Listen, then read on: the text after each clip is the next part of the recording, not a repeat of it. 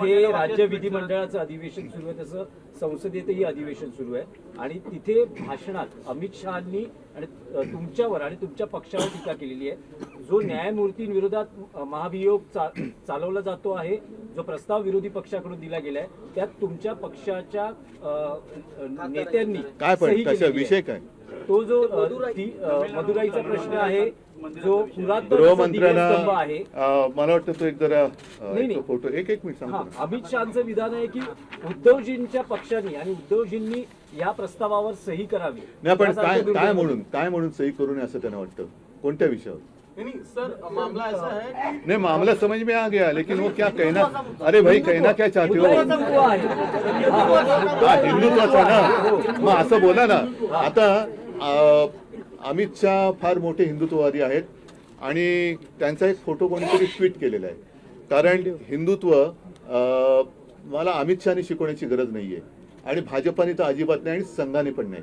तूर्त काय झालेलं आहे की गेले 2-3 दिवस लोकसभेच्या म्हणजे संसदेच्या अधिवेशनामध्ये वंदे मातरम या विषयावरती चर्चा किंवा बहस, एखाद्या राष्ट्रात राष्ट्रगीतावरनं बहस कशी काय होऊ शकते आणि इतक्या वर्षानंतर ह्यांना अचानक वंदे मातरम का आठवलं? आपला देश त्या वंदे मातरमला 150 वर्ष झाली आणि भाजपचं वंदे मातरम हे फक्त 1 डे मातरम आहे, एका दिवसासाठी आहे 1 डे मातरम. कारण बाकीच्या वेळेला त्यांना त्याची काय पडलेली नाहीये. भारतात काय चाललेलं आहे, वंदे मातरम म्हणताना माझी माता किती दुःखात आहे याच्याकडे त्यांचं लक्ष नाही.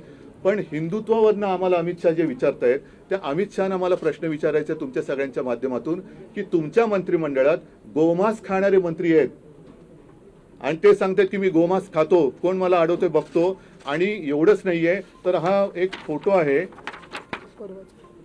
9 डिसेंबरचा, तो ते जे मंत्री आहेत, मी गोमांस खातो, कोण मला अडवते, त्यांचं नाव आहे किरण रिजिजू.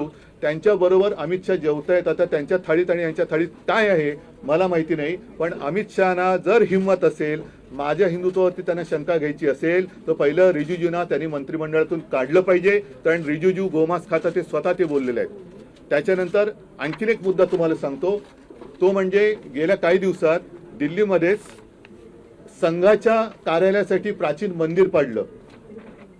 ही एक बातमी जोरात चालली. मी त्याच्यावरती काय भाष्य केलं नव्हतं, पण अमित शहाना मला विचारायचं आहे की हे मंदिर पाडताना संघाच्या कार्यालयासाठी तुम्ही मंदिर पाडून तिकडे संघाचं कार्यालय उभारताय. आणि त्याच्याही पलीकडे आणखीन सांगतो, ही सुद्धा गेल्या महिन्यातली एक गोष्ट आहे की मी मुख्यमंत्री असताना जणू काय म्हणजे काय संपूर्ण ती जी घटना घडली त्याला जबाबदार सरकारच आहे अशा पद्धतीने आकाश पाताळ एक केलं गेलं होतं. तो ते प्रकरण म्हणजे पालघरमध्ये घडलेलं साधू हत्याकांड. आता साधू हत्याकांडावरनं त्यांनी काही हे सोडले नाही, उद्धव ठाकरेंना आणि आमच्या सरकारला बदनाम करायची. त्या साधू हत्याकांडातील संबंधित अशा व्यक्तीला भाजपात घेताना तुमचं हिंदुत्व काय मेलं होतं? लाज वाटली पाहिजे अमित शहाना की त्यांनी माझ्या हिंदुत्वावरती शंका व्यक्त करताना त्यांच्या बुडाखाली जे काही हिंदुत्व आहे ते पहिलं बघायचं आणि मग त्यांनी माझ्यावरती आरोप केले पाहिजेत. ह्या न्यायमूर्तींवरती ज्या काही गोष्टी आहेत ती एका केसमुळे नाहीये, त्यांची आत्तापर्यंतची जी काही वादग्रस्त वाटचाल आहे त्याच्यावरती काही न्यायमूर्तींनी आणि काही माजी न्यायमूर्तींनी सुद्धा आक्षेप घेतलेले आहेत. हा सगळा प्रकार एकत्र केल्यानंतर एका केसवर नाही झालेला नाहीये.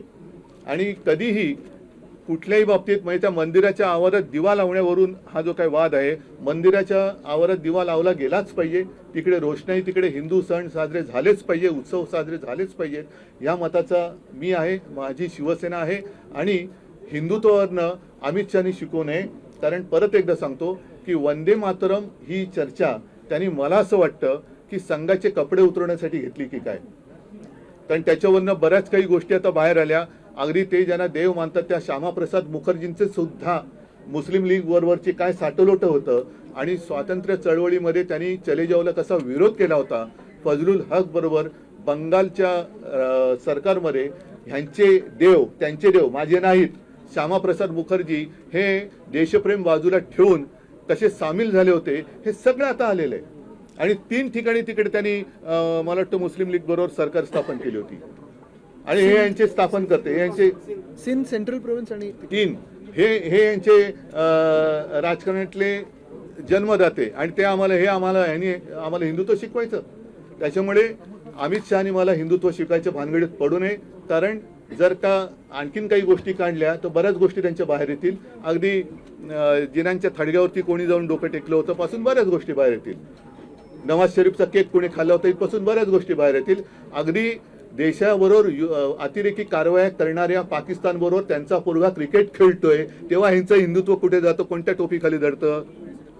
अमित शहानी जर जय शाह त्यांचं ऐकत नसेल आणि त्याला हिंदुत्व मान्य नसेल तर तसं सांगायचं की मी हिंदुत्ववादी आहे पण जय शाह हिंदुत्ववादी नाही, तो पाकिस्तान बरोबर क्रिकेट खेळतोय. मग त्याला एकतर त्या क्रिकेट कंट्रोल बोर्डाचा राजीनामा द्यायला लावा, नाहीतर हिंदुत्व तरी स्वीकारा, नाहीतर हे तरी स्वीकारा.